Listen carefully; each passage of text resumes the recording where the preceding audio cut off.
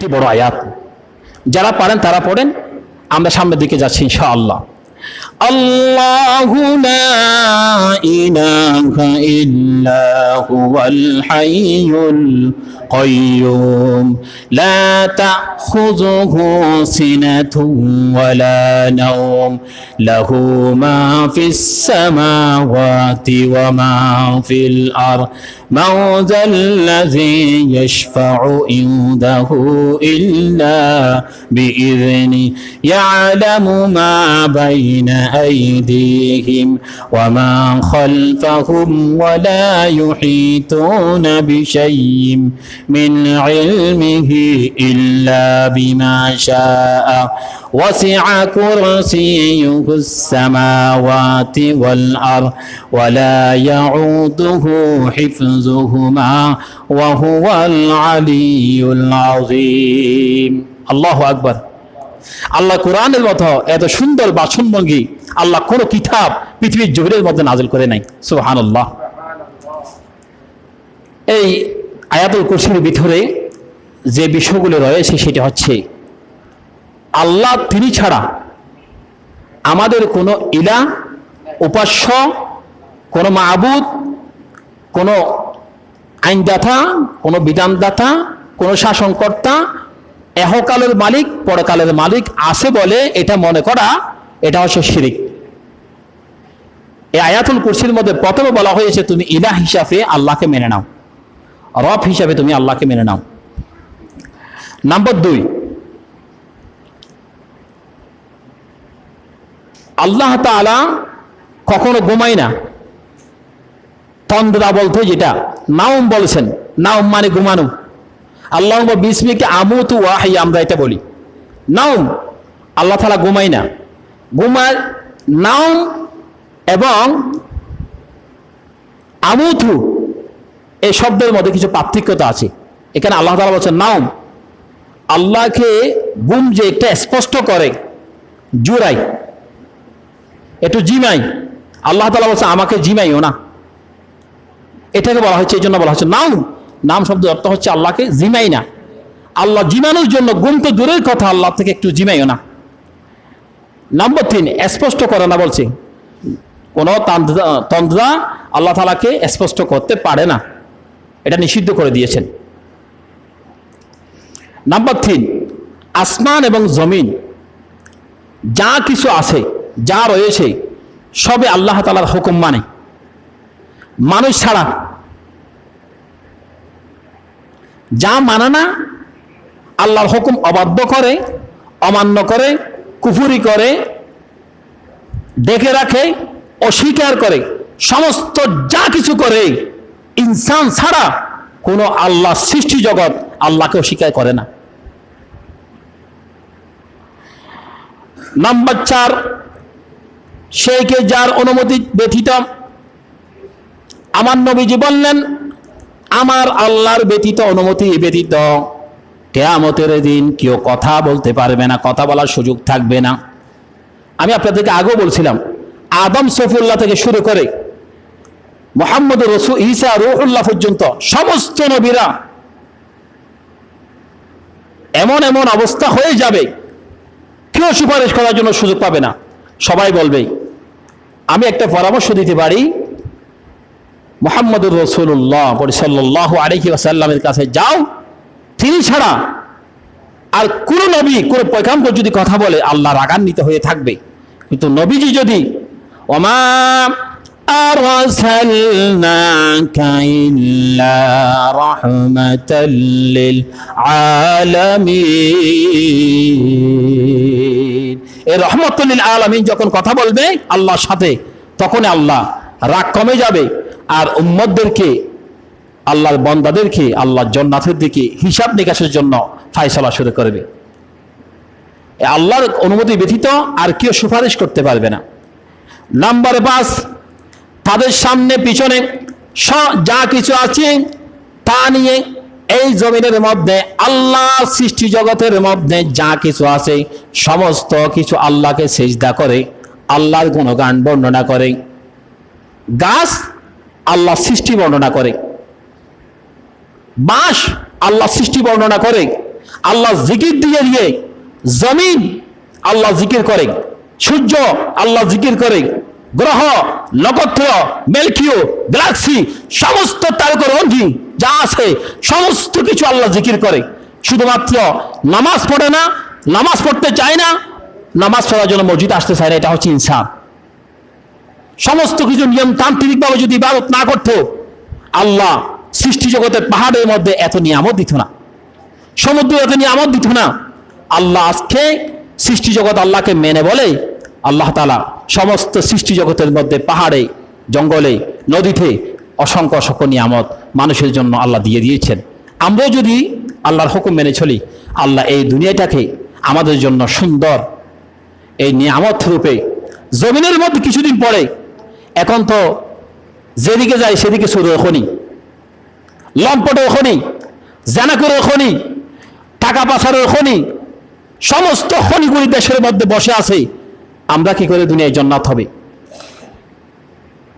যখন যেটা চাইতে হয় সেটা চায় না। আল্লাহর কাছ থেকে যদি আমাকে আল্লাহ তাআলা বলছে ফজরের নামাজ 6টা বাজে পড়ো, 5টা 5-এ পড়ো, এখন আমি যদি 6টায় পড়ি, এটা কি ফজরের নামাজ হবে নাকি জোহরের নামাজ হবে? জোহর তো ঢুকে নাই, তা কাজা হয়ে যাবে।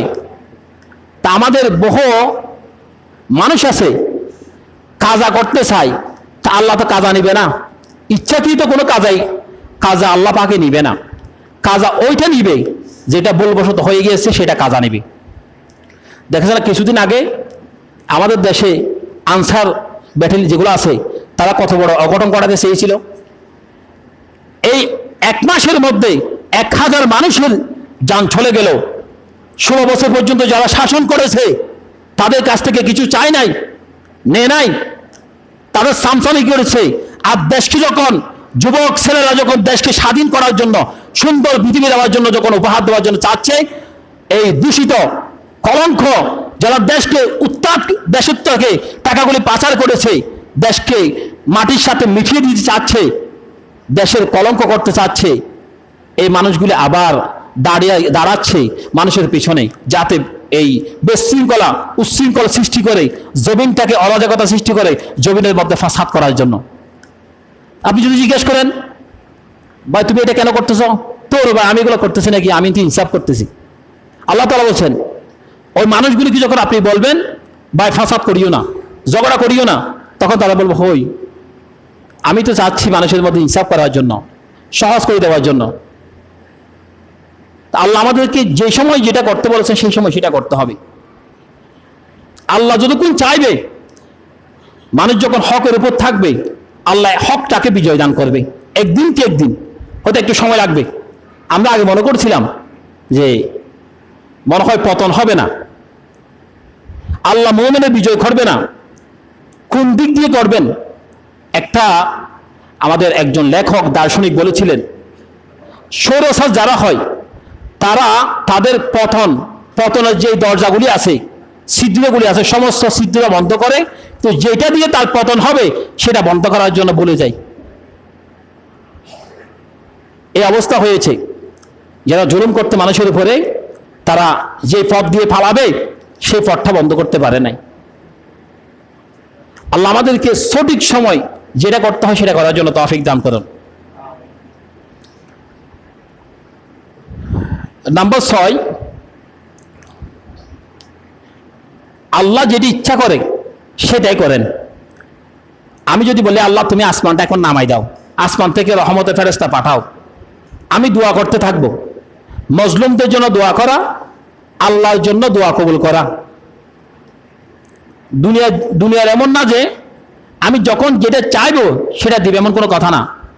আমি আল্লাহর কাছ থেকে চাইতে থাকবো, আল্লাহ আমাকে চাইতে চাইতে আল্লাহ যখন দিলটা যখন মহাব্বতটা যখন আমি আল্লাহর দিকে হয়ে যাবে, আল্লাহর সাথে একাকার হয়ে যাবে, আল্লাহ আমার দোয়া কবুল করবে, জমিনের মধ্যে বিজয় দান করবে। এই জন্য বলছেন যা আল্লাহর ইচ্ছা আল্লাহ তা করেন। যদি ইচ্ছা নাই, কল্যাণ নয়, মঙ্গল নয়, সেটা আল্লাহ তাআলা করেন না। তার জ্ঞানের সাথে পৃথিবীর কোনো মানুষের জ্ঞানের সমকক্ষ নয়। আল্লাহর যে জ্ঞান আছে, আল্লাহ তাআলা যতগুলি জ্ঞান আছে, মানুষদেরকে 1% জ্ঞান দিয়ে সমগ্র পৃথিবী চালাচ্ছে। রহমতের মতো আল্লাহ পাক একবার রহমত দিয়ে জমিনের মধ্যে সমস্ত রহমত এক ভাগ দিয়েছেন, বাকি 99 ভাগ রেখে দিয়েছেন। এও জ্ঞানও এক ভাগ দিয়েছেন, সমস্ত জ্ঞান আল্লাহ তাআলার কাছে রেখে দিয়েছেন। এরপর হচ্ছে তার কুরসি আসমান সমূহ এবং জমিনকে পরিবেষ্টন করে রেখেছেন।